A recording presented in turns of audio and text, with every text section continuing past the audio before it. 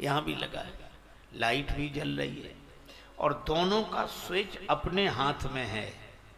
पर आप switch off करते हैं बल्ब बंद हो जाता है, स्विच ऑन करते हैं बल्ब जलने लगता है। ये भक्त है, ये लक्ष्मण जी की तरह है, भाव है इसका। तुमने बंद किया बंद हो गए, तुमने जलाया जल गए, हम तो तुम्हारे हाथ के यंत्र हैं। हालांकि पंखे का भी स्विच अपने ही हाथ में होता है, पर स्विच ऑफ भी कर दो तो स्विच ऑफ होने के साथ ये बंद नहीं होता है। ये 10-20 चक्कर लगाए बिना मान नहीं सकता। कुछ लोग ऐसे होते हैं कि कितने ही उनका स्विच आपके हाथ में हो, पर वो 10-20 चक्कर में पड़े बिना रह ही नहीं सकते। जब स्विच ऑफ करो तो बंद नहीं होता। अच्छा, कभी कभी ये पंखे स्विच ऑन करो तो चलते नहीं है। स्विच ऑन करके देखते पंखा चल नहीं रहा है। हम लोग रेलगाड़ियों में जब यात्रा करते थे तब हमने कई बार देखा। एक सज्जन हमारे पास आए, महाराज हमने, हाँ बोलो बोलो, कंघा होगा कंघा? हमने कहा यहाँ बाल ही नहीं है तो कंघे की क्या जरूरत, लेकिन तुम्हें क्यों जरूरत पड़ी? तो बोला पंखा चल नहीं रहा है। तो कंघा लेकर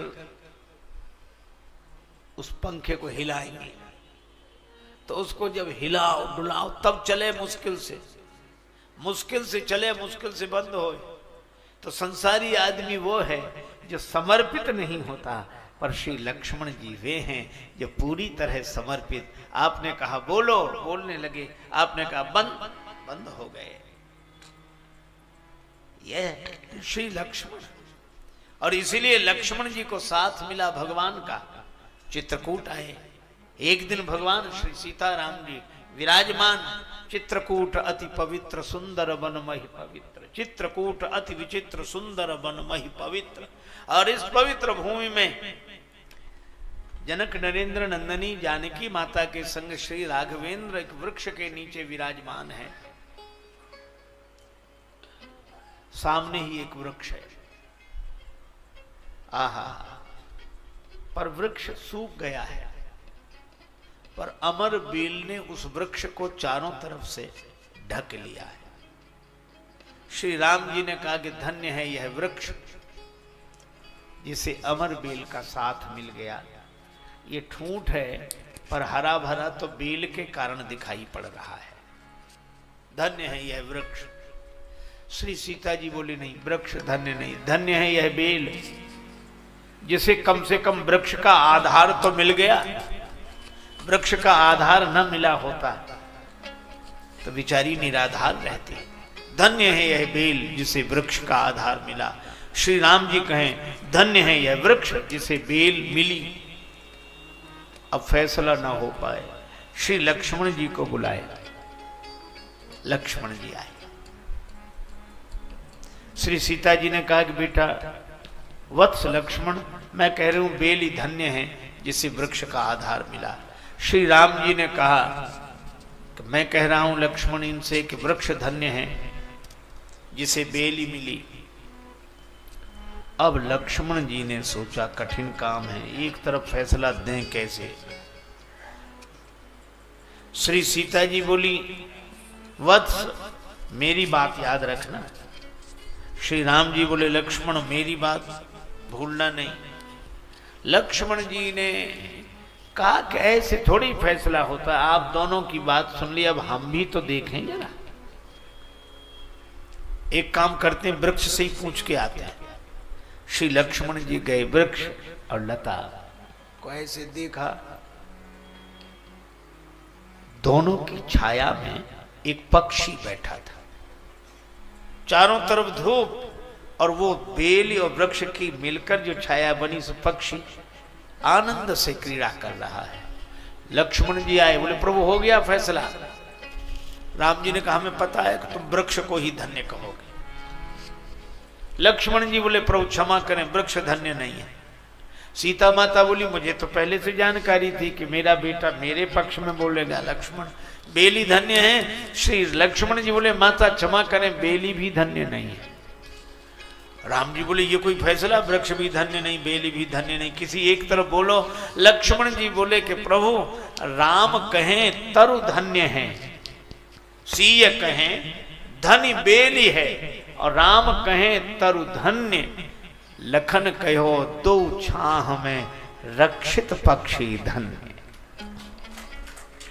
राम जी मानो अपने लिए कह रहे थे कि मेरे जीवन में जो हरियाली दिखती है श्री जानकी जी आपके कारण, और श्री जानकी जी बेली के माध्यम से कह रही थी कि वृक्ष का आधार मिला तो बेली को भी ऊंचाई मिली, प्रभु आपका आधार मुझे मिला।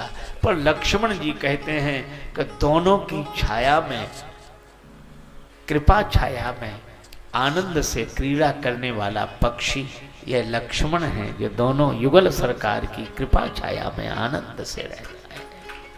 और लक्ष्मण जी वो हैं छिन छिन लख सिय राम पद, जानी आप पर नेह, करत न सपने हूं लखन चित बंधु मातु पितु गे। और इसीलिए जब राम जी वन को चले तो माता जानकी जी ने कहा, श्री किशोरी जी के अधर सूख गए, लक्ष्मण जी जल लेने गए। श्री जानकी जी बोली मिथिलेश दुलारी, प्रभु जी ठाड़े रहो। बोली मिथिलेश दुलारी, प्रभु जी ठाड़े रहो। बोली मिथिलेश दुलारी, प्रभु जी ठाड़े रहो। बोली मिथिलेश दुलारी, प्रभु जी ठाड़े रहो।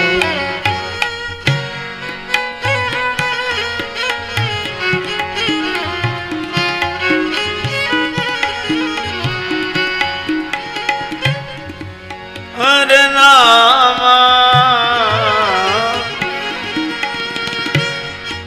गए लखन लेन बनवारी, प्रभु जी ठाड़े रहो।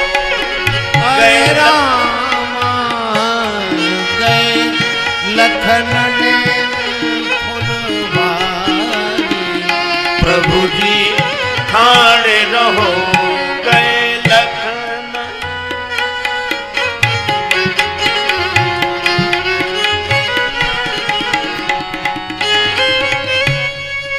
लक्ष्मण जी जल लेने गए हैं, प्रभु आप ठहर जाएं, प्रतीक्षा कर ले। राम जी ने कहा लक्ष्मण की प्रतीक्षा रुककर करनी पड़े हमें? हाँ, आप तो कह रही थी प्राणनाथ प्रिय देवर साधा, वीर धुरीण धरे धनु भाथा। हे प्राणनाथ, आपके साथ मेरे प्रिय देवर धनुर्धर प्रतापी वीरवर लक्ष्मण जी, और अब कह रही हैं कि जल लेकर आ जाएं। जल को गए लखन हैं लरिका, अब आप उनको बालक कह रही हैं। श्री जानकी माता ने कहा कि प्रभु पहले मैं यही समझती थी, प्रिय देवर साधा वीर धुरीण धरे धनु भाथा, तो ये बालक कब से लगने लगे आपको लक्ष्मण जी? श्री जानकी जी ने कहा जब सुमित्रा मैया ने कहा तात तुम्हारी मातु वैदेही, तब से मेरे मन में लक्ष्मण जी के प्रति वात्सल्य उमड़ आया।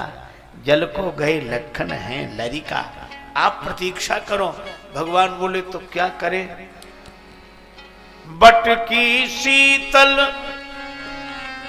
छाह निकटयति, बट वृक्ष की पास में ही छाया है।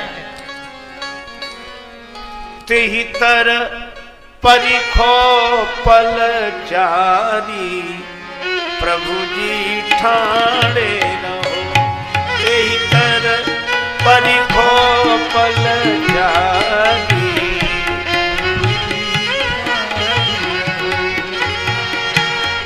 मिथिलेश कुमारी, प्रभु जी ठाड़े रहो।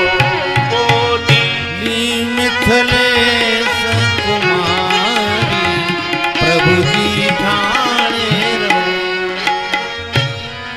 आप जब वट वृक्ष के नीचे विराजमान हो जाएंगे तो आपके मुख कमल पर यह जो प्रस्वेद बिंदु दिखाई दे रहे हैं, मैं एक काम करूंगी, श्रम कन पोंछी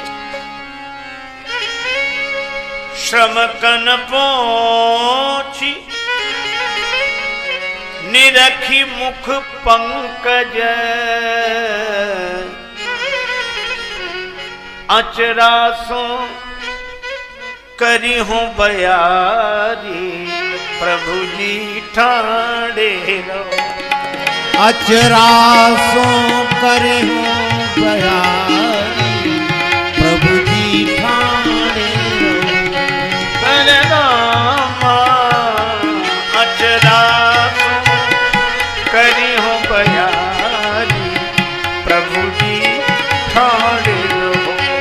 हरे रामा अचरासो करे बयारी प्रभु जी ठाणे रहो।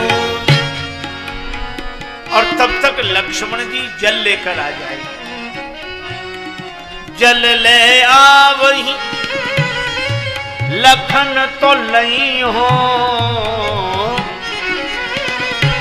जल ले आवही लखन तो लई हूं, लखन तो लई हूं।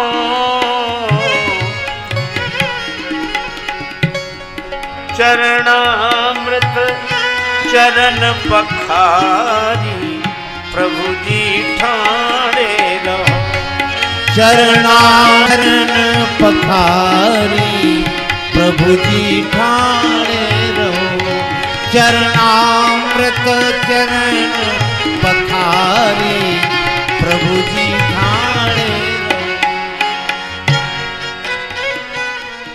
सुनि राजेश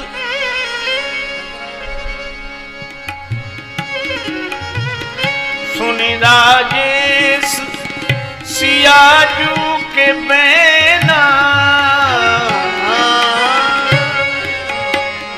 सुनि राजेश सियाजू के बैना, सियाजू के बैना।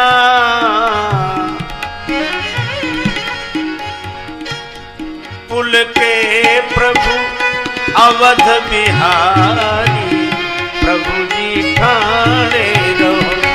पुल के प्रभु अवध बिहारी प्रभु जी ठाणे रहो। बोली मिथिलेश कुमारी प्रभु जी ठाणे रहो। बोली मिथिलेश कुमारी प्रभु जी ठाणे रहो। तो श्री लक्ष्मण जी सहज बालक है, श्री सीताराम जी के बालक है, और श्री भरत उनसे बड़े हैं। इसलिए बालक अपनी बात जानता है। गुरु पितु मातु न जानौ का, हमारे तो श्री सीताराम जी बस, और मैं नहीं जानता, किसी को नहीं जानता। इसीलिए तो विवाह में भी श्री तुलसीदास जी अद्भुत बात कहते हैं, संगति मिलाई